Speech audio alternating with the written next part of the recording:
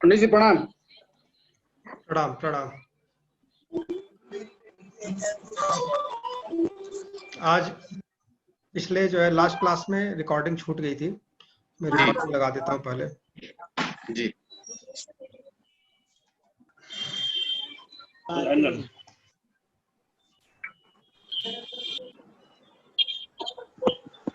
तो शुरू करते हैं। जी और अभी लोग जुड़ रहे हैं धीरे धीरे। सबसे पहले जो है हम शुरुआत करते हैं कि ज्योतिष में समय को किस प्रकार से हम समझेंगे, क्योंकि जब कैलकुलेशन की बात आती है तो लोग 100 को मान लेते हैं, 100 के हिसाब से कैलकुलेशन करते हैं, जबकि जो घंटे मिनट का जो कैलकुलेशन होता है वो यहाँ पर काम करता है। आप सबको पता है कि 365 दिन 6 घंटे के आसपास का एक वर्ष होता है, तो जिसमें हम 60 सेकंड को 1 मिनट मानते हैं और 60 मिनट को 1 घंटे मानते हैं, और 24 घंटे को एक दिन मानते हैं और 7 दिन को 1 वीक मानते हैं। ये सब आप लोगों को पता है। और 30-31 दिन का एक मंथ होता है, 365 दिन का एक वर्ष होता है ना। लेकिन जब हम ज्योतिष में जो कैलकुलेशन करते हैं, जो ग्रहों की डिग्री वगैरह होती है, उसको भी हम क्या करते हैं, जब हम मिनट बोलेंगे तो वो 60 मिनट सेकंड के बराबर होता है, और 1 डिग्री जो है वो 60 मिनट के बराबर होता है ना। और 30 डिग्री को जो है हम एक राशि मानते हैं, और 12 राशि मिला करके 360 डिग्री होती है, और इस पर 12 राशियां पूरी हो जाती हैं। और हम आगे आते हैं कि हमारे ज्योतिष में जो हम यूज करेंगे केपी पद्धति में, वो है विंशोत्तरी दशा ना। विंशोत्तरी महादशा को हम यूज करेंगे, और भारत में 90% एस्ट्रोलॉजर जो है इसी को यूज करते हैं। विंशोत्तरी का मतलब 20 जमा 100, 100 जमा 20, 120 वर्ष की जो है दशा होती है। कई जगह लोग एक अंशोत्तरी दशा यूज करते हैं 108 वर्ष की, और हम जो यूज करेंगे वो विंशोत्तरी दशा यूज करेंगे। इसमें क्या होता है कि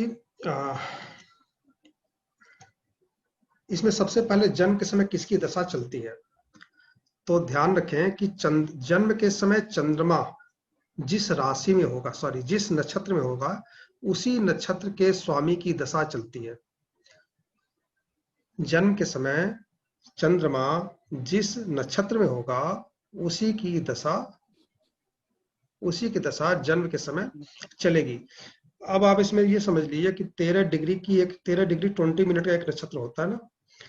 तो 13 डिग्री 20 मिनट एक नक्षत्र होता है, और मान लीजिए कि 20 मिनट का टाइम बीत गया, ठीक है, 13 डिग्री बचा हुआ है मेष राशि अश्विनी नक्षत्र में।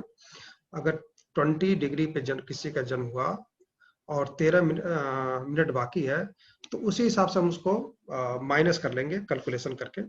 लेकिन दशा उस समय केतु की चलेगी, क्योंकि अश्विनी का स्वामी केतु होता है। तो जिस नक्षत्र में जन्म होता है उसी के स्वामी की दशा चलेगी, और कौन स्वामी होगा उसको हम आगे देखते हैं। ये हमने बना रखा है कि दशा कौन कौन से नक्षत्र हैं, उनका स्वामी कौन है, और कितने वर्ष की दशा होती है, ठीक है। तो जैसे अश्विनी है, भरणी है, कृतिका है, रोहिणी है, इसी क्रम से हम आगे बढ़ेंगे। फिर जो है फिर मघा से फिर वही आ जाता है, रिपीट कर जाता है, मूल से फिर वही रिपीट हो जाता है। और इन तीनों नक्षत्रों के स्वामी जो है केतु होते हैं, भरणी पूर्वा फाल्गुनी और पूर्वाषाढ़ा के वीनस, शुक्र जो है कृतिका के उत्तरा फाल्गुनी के उत्तराषाढ़ा के सूर्य। तो इस तरह से आप इसे नोट कर लीजिए, इसलिए एक लाइन में लिखने से आप लोगों को समझ में आ जाएगा।